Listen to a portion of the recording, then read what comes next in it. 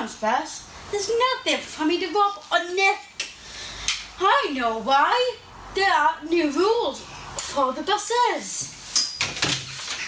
Here are the rules. Only travel by bus if your journey is essential. Plan your travel in advance, avoiding peak periods with reduced capacity on our buses.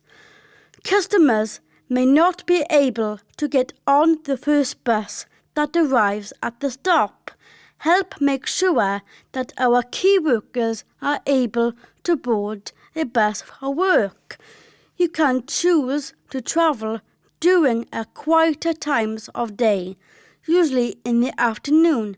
Sit in a window seat, leaving an empty row seats in the front and behind.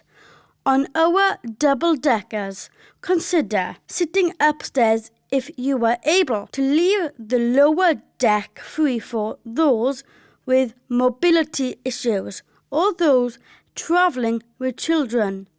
Paying with contactless or purchasing ticket in advance on our mobile app. Right, Edgar.